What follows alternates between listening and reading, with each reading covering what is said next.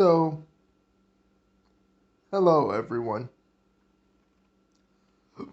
I want to talk to you guys, about something that hits different. Um, I had a very calm conversation with someone that I'm friendly with. It is a friendly interaction that we had. There was no yelling. There was just an exchange of conversation. But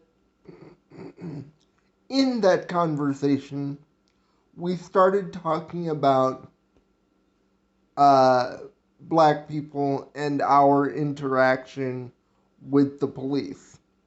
The other person that I had this conversation with was white, perfectly lovely person.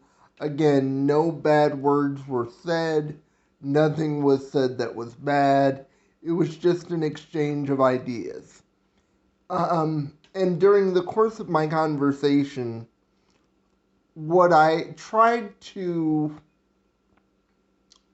make sure that I tried to explain in detail was for black people, African American or black people from other spaces, be they black and Latinx or black and from the continent of Africa or black and African American, um, or black and French, or black and, whatever. If they live in the United States of America, blackness and police brutality hits very, very differently. It, it, it hits you at your core, mainly because we have to have a conversation when we are very young with whoever's raising us that says, if you ever get stopped by the cops, just do what you're being asked to do. Just comply. Just make sure you don't struggle so that you make it home safely.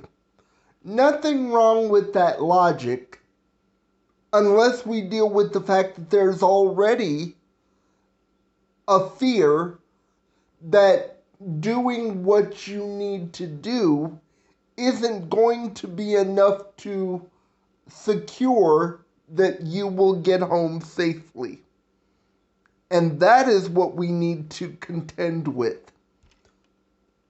The police, at least in certain states, back when this country still had slavery and back when there was literal divide between the states, the police were literally crafted to be slave patrollers.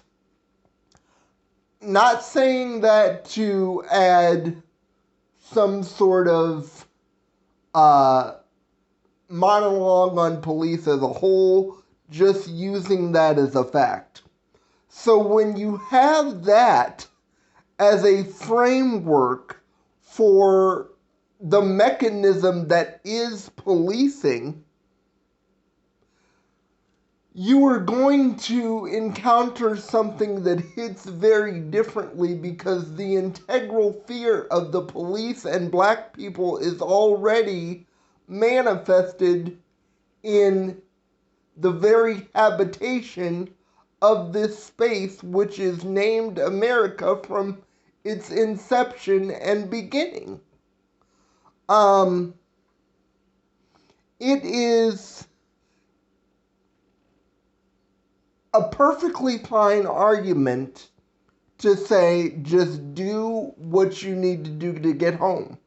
That's a perfectly fine argument, but you have to remember the element that sometimes that not enough. I'm speaking of the case of Philando Castile. I'm speaking of the case of the Lieutenant Army medic that we just heard about this week.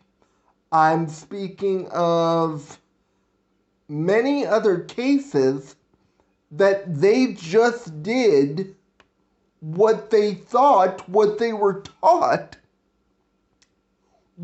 might hopefully be enough to get them home. And it wasn't. So for us, dealing with the police hits differently because we are honestly fearful because we do not know for a certain fact that we will be able to survive that initial encounter, even if we haven't done anything to encounter the police in the first place. So this is a conversation that needs to continue. I hope I've shed some light on this subject. We will continue talking about this, but indeed it does hit differently, and those are the reasons why. The double standard needs to stop. We should all live by the same rules. And now I don't feel we do. And that's very, very sad. But thank you for watching. This conversation will continue. Leave a comment and subscribe. Have a great day, everybody. Bye-bye.